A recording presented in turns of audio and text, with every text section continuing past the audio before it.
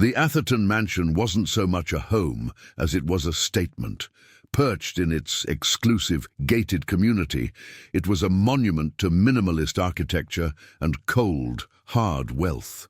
Walls of seamless glass offered panoramic views of manicured lawns no one ever walked on, while inside, polished marble floors reflected the untouched designer furniture like a still, frozen lake. The air itself seemed curated, filtered, and devoid of the messy sense of life.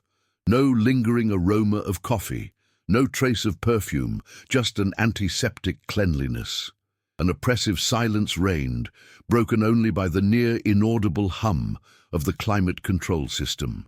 It was a silence that spoke volumes, echoing through the vast, empty spaces and amplifying the profound emotional void at its core.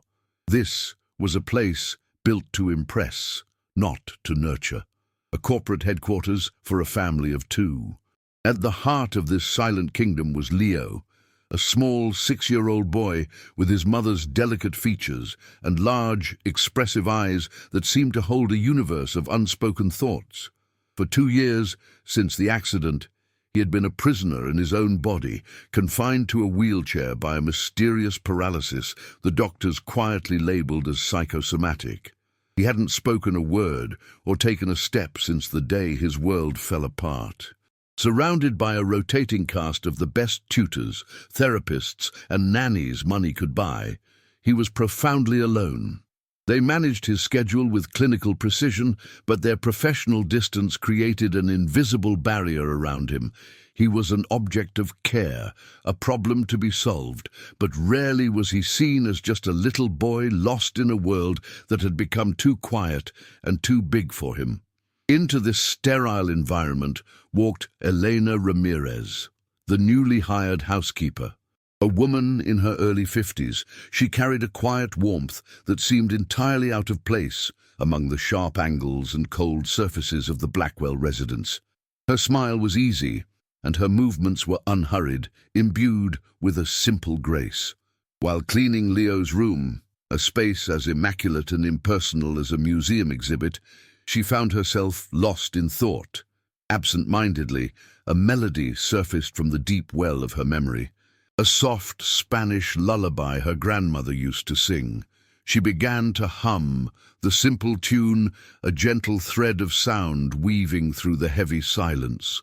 Unlike the other staff, who treated the boy with a cautious, almost fearful reverence, Elena's action was entirely natural, an unconscious expression of a life filled with simple, everyday music and affection. It was a flicker of movement in the polished surface of a decorative mirror that caught her eye. At first, she thought she'd imagined it. Leo, who always sat perfectly still, his gaze fixed on some distant, invisible point, had ever so slightly turned his head. His small body remained motionless in the wheelchair, but his head was angled just a fraction of an inch in her direction.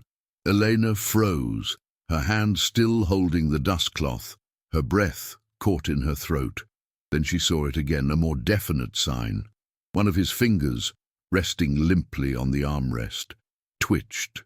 It was a tiny, almost imperceptible spasm, but it seemed to move in time with the rhythm of her humming. A wave of stunned compassion washed over her, so powerful it made her heart ache. It wasn't pity she felt, but a sudden, electrifying hope. This music, this simple song, was a key.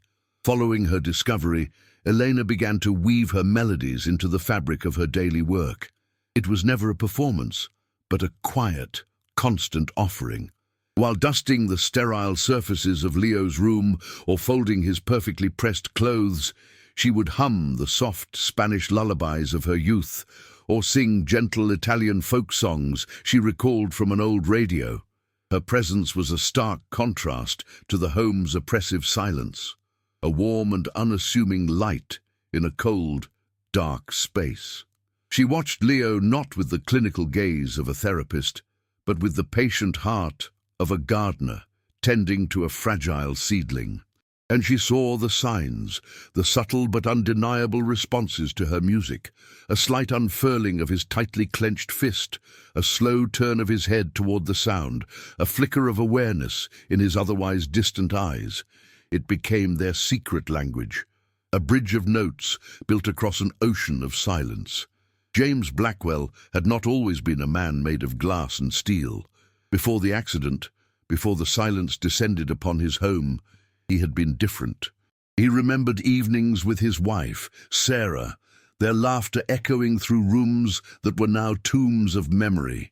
She had been the home's vibrant heart, filling it with music, with the scent of baking, with life. He recalled her sitting on the floor, a much younger Leo giggling in her lap as she played a simple game. Now, James existed in a self-imposed exile, burying his grief under 80-hour work weeks and shareholder meetings. The mansion wasn't a home. It was a fortress he had built to protect himself from the ghost of his own happiness. And his son was the most painful reminder of the life he had lost and could no longer bear to face. From Leo's perspective, the world was a muffled, grey landscape, a procession of muted colours and distant sounds. He lived his days on a strict schedule, moved from room to room by a rotating cast of professionals who spoke in hushed, serious tones about his condition. They were competent and efficient, but their hands were always cool, their smiles never quite reaching their eyes. He had retreated into a deep, quiet place within himself after his mother was gone. A fortress of silence where the overwhelming pain of her absence couldn't find him. He was a ship lost in a dense fog.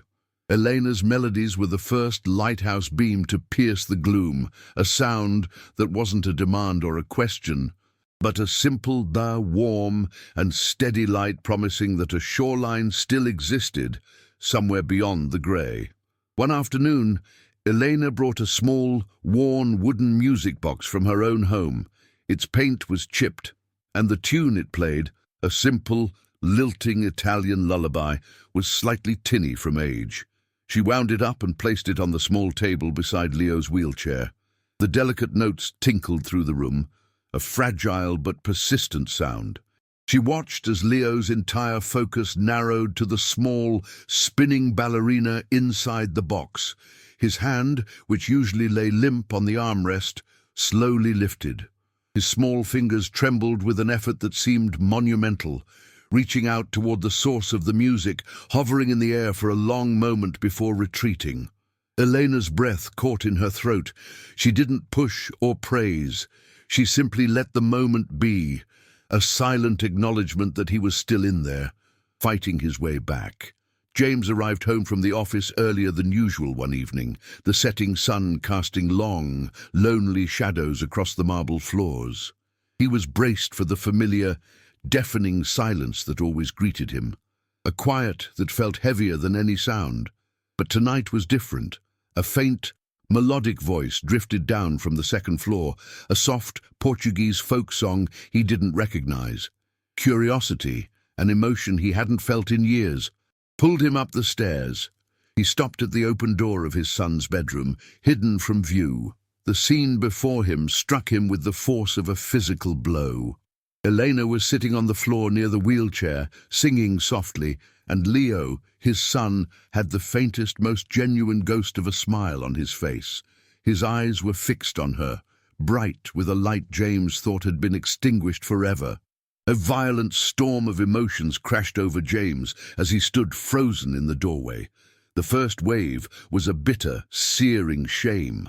How had this woman, a stranger, a housekeeper, managed to do what millions of dollars and a team of the world's best specialists could not? His pride, the armor of the man who could fix anything, was shattered. But that feeling was instantly drowned by a tidal wave of profound, gut-wrenching relief. He wasn't just seeing a smile, he was seeing his son, the real Leo, emerging from the depths of his silent prison. He finally stepped into the room, the polished leather of his shoes making no sound on the thick rug. His voice, when he spoke, was a choked whisper, heavy with 2 years of unshed tears. "Keep going," he said. It was both a command and a desperate plea. The first major obstacle arrived in the formidable shape of Evelyn Blackwell, James's mother. A woman carved from ice and social ambition, she ruled her world with an iron will and a withering gaze. During an unannounced visit, she found Elena not cleaning, but humming to Leo, a small smile on her face. To Evelyn, this was an unforgivable breach of professional conduct. She confronted James later that evening, her voice dripping with condescending disapproval. She dismissed Elena's efforts as unscientific nonsense and folksy remedies that were giving him false hope. She insisted that Leo required a proper clinical environment, and for the first time she mentioned the name of a specialized institution in Switzerland, a place for children with problems like his. Her words were a chilling wind, threatening to extinguish the fragile flame of progress. In the days following his mother's visit, James was a man divided. Evelyn's sharp, logical arguments echoed the doubts that had been whispering in the back of his own mind. Was he being a fool? Was he sacrificing his son's future for a sentimental fantasy built on a few simple songs? The pediatric neurologists he consulted were politely skeptical, their language filled with clinical jargon about protocols and data-driven therapies, none of which included a housekeeper's lullabies. The world he had always trusted, the world of experts and tangible results, was telling him he was wrong. The pressure was immense, a crushing weight of responsibility. It's stories like this that show how difficult it is to follow your heart against the roar of outside opinions. And if you feel that subscribing to our channel allows us to continue sharing these powerful journeys. Despite the mounting pressure, James made a choice. He allowed Elena to continue, a quiet act of rebellion against the world of expertise. He couldn't ignore what he had seen with his own eyes. The bond between Elena and Leo deepened, transforming from a silent understanding into a gentle friendship. She began to speak to him more, not just singing, but telling him stories about her childhood in a small village, describing the taste of mangoes picked fresh from the tree and the sound of the ocean at night. She never asked for a response. She was simply filling his silent world with her own, painting it with color and life. And Leo listened. His eyes would follow her around the room, and one afternoon, as she told a particularly funny story, a small, breathy sound escaped his lips. Not a word, but a clear note of amusement. Then, disaster struck. Leo fell ill with a sudden, raging fever that sent his small body into retreat. The illness seemed to cruelly erase every bit of progress they had made. He became completely unresponsive, his limbs limp, his eyes vacant and dull. He retreated so far back into his silent fortress that even Elena's most familiar songs couldn't find him. For James, it was a confirmation of his deepest fears. The fragile hope he had allowed himself to feel shattered into a million pieces, replaced by a cold, agonizing guilt. He had been wrong. His mother, the doctors, they had all been right. He had followed a foolish, sentimental path, and in doing so, he had failed his son in the most fundamental way imaginable. The silence that returned to the house was heavier and more mocking than ever before. Evelyn saw her opportunity and seized it. She descended on the mansion not as a concerned grandmother, but as a general taking command of a failed battlefield. She came armed with glossy brochures for the Swiss clinic and had already scheduled consultations with their intake specialists. She presented James's decision to trust Elena not as a mistake, but as a catastrophic failure of parental judgment that had actively harmed the child. Her arguments were relentless, her tone leaving no room for debate. James, exhausted from sleepless nights watching over Leo and broken by what he saw as his own failure, felt his resolve crumble. The combined weight of his grief, his guilt, and his mother's indomitable will was simply too much to bear. He was ready to surrender. Alone in his vast, sterile home office late one night, James stared at the glossy brochure on his mahogany desk. The serene mountains and pristine facilities of the Swiss clinic seemed to promise a clean, efficient solution, an escape. His hand hovered over the phone, ready to make the call and abdicate his responsibility. But then, a memory, vivid and unbidden, flashed in his mind, the image of Leo's face, tilted toward Elena, with that small, miraculous smile. It wasn't a trick of the light, or a figment of his desperate imagination. It was real. It was the first truly real thing he had felt in 2 years. In that moment of piercing clarity, he understood that sending Leo away wasn't for his son's benefit. It was for his own. It was the coward's way out, another attempt to outsource his fatherhood and run from his own heart. It's a terrible thing to face your own weakness, but it's often the only way to find your true strength. Sharing these moments of difficult truth is why we do this, and your subscription helps us continue. The confrontation happened in the main living room, a vast, cold space that now felt like a courtroom. Evelyn stood before her son, a figure of unyielding authority, her voice sharp and precise as she delivered her final, devastating ultimatum. Either James would sign the papers committing Leo to the Swiss institution immediately, or she would file for custody, citing parental negligence. Elena stood near the doorway, her bag already packed by the door at Evelyn's command, a silent witness to the dismantling of the small world of hope she had so carefully built. She was about to be fired, cast out. James, slumped in a designer armchair that seemed to swallow him whole, looked utterly broken. The weight of his mother's logic, his own lingering guilt, and the sheer exhaustion of the past few weeks had ground him down to nothing. He was a CEO accustomed to hostile takeovers, yet he had no defense against this one. His gaze drifted from his mother's imperious face to the glossy brochure on the glass coffee table, its images of serene landscapes and clinical perfection mocking him. This was the logical choice, the safe choice. It was the decision a responsible man, a man of his stature, would make. He would surrender his son to the experts, to the professionals who dealt in data and proven methods, not in whispers and lullabies. He would admit defeat. He opened his mouth to concede, to speak the words that would send Leo away and dismiss the one person who had managed to reach him. The words would be a betrayal of the fragile smile he had witnessed, but they felt like the only ones he had left. The fight was over.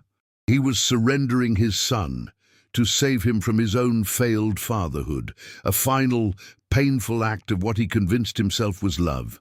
From his position across the room, Leo watched the scene unfold. He didn't understand all the words, but he understood the emotions that charged the air with a terrifying electricity. He saw the quiet despair on Elena's face, the woman whose songs had been a lifeline in his ocean of silence. He saw the profound, hollowed-out defeat in his father's eyes, a look of such complete surrender that it frightened him more than the anger. A cold dread washed over him, a primal fear that the music would stop, that Elena would vanish, and that he would be sent away to a place of even deeper silence. In that terrifying moment, the fear of losing everything he had just begun to find became a force more powerful than the mysterious ailment that had held him prisoner in his own body for 2 long years. It began with a tremor in his small hands. His fingers, pale and thin, curled around the cold metal of his wheelchair's armrests, gripping them with a strength no one knew he possessed. A low grunt of effort escaped his lips, a sound of pure, desperate will. He pushed.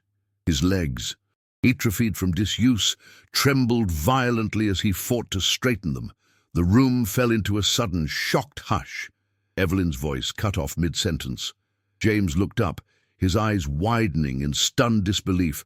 With a final, monumental push, Leo was on his feet, swaying precariously on the slick marble floor, but standing.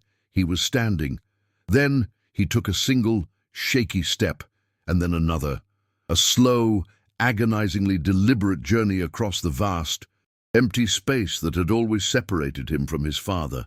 He stopped directly in front of James's chair, his small chest heaving with the effort. He looked up, his large, expressive eyes locking with his father's for the first time in what felt like a lifetime. The silence in the room was absolute, a held breath stretching into an eternity. Then his lips parted, and a voice, raspy from 2 years of disuse but miraculously clear, spoke a single, world-altering word. "Dad." It was not a plea or a question, but a statement, an anchor. The sound shattered the last of James Blackwell's defenses. A raw, guttural sob tore from his throat as he slid from the chair to his knees, wrapping his arms around his son's trembling body. He buried his face in Leo's shoulder, tears of grief, relief, and profound love finally flowing freely, washing away the years of silence in a cleansing, cathartic flood. In the wake of the storm, a profound quiet settled over the Atherton mansion, not of silence, but of peace. Evelyn Blackwell's ultimatum had vanished, shattered by the single, miraculous word from her grandson. In the days that followed, James systematically dismantled the cold fortress he had built around his life. He sold a controlling interest in his tech empire, a decision that stunned the financial world, but felt to him as essential as breathing. His schedule, once a relentless series of shareholder meetings and international flights, was now governed by school pickups, park visits, and bedtime stories. The sterile, museum-like rooms were softened with color and comfortable furniture. A grand piano now occupied the center of the living room, and the oppressive quiet was forever replaced by Leo's laughter and the gentle melodies that became the home's new soundtrack. Elena, no longer an employee, became the family's warm, steady heartbeat. James's newfound purpose soon extended beyond the walls of his home. He understood that his family's journey was not just a private victory, but a powerful testament that deserved to be shared. He channeled his immense resources and energy into establishing the Sarah Blackwell Foundation, a non-profit dedicated to the memory of his late wife. Its mission was elegantly simple: to offer music therapy to children who, like Leo, had been silenced by trauma. The Foundation's guiding principle was not some complex clinical protocol, but what the staff fondly called the Elena method. It was a philosophy rooted in the radical power of genuine human connection, patience, and the simple, heartfelt offering of a song. James, the man who once trusted only in data and experts, now dedicated his life to championing the truth he had learned on the floor of his son's bedroom: that the deepest healing often begins with nothing more than a simple lullaby. 5 years later, the mansion pulsed with the vibrant, chaotic energy of an 11-year-old's birthday party. Leo, tall and full of life, raced across the sprawling lawn with a pack of friends, his laughter carrying on the afternoon breeze. James watched from the patio, no longer a distant figure in a suit, but a father, present and deeply content. He caught Elena's eye as she carried out a tray of lemonade, and they exchanged a quiet smile that held the weight of their shared history. They had navigated the darkest of valleys to arrive at this sunlit moment of pure, uncomplicated joy. Witnessing such incredible stories of resilience is a gift, and knowing that you are part of our community through your subscription allows us to continue sharing these journeys of hope. Their silent acknowledgement was a tribute to all that had been lost, and to everything that had been miraculously found. As the sun began to dip toward the horizon, casting a warm, golden light over the garden, a hush fell over the party. Leo sat at the grand piano, his fingers, once so still, now moving with a confident grace across the ivory keys. He began to play a beautiful, complex melody of his own composition, a song that spoke of struggle, of light piercing the darkness, and of triumphant release. It was the sound of his soul, finally free. James stood beside Elena, his arm resting gently on her shoulder, both of their eyes glistening with pride and unshed tears. The scene slowly faded, dissolving into a different room miles away, at the Foundation's headquarters. There, a young therapist knelt beside a newly arrived child, small and silent in a wheelchair. The therapist smiled gently and began to hum a soft Spanish lullaby, the very first note in a new song of hope, beginning all over again.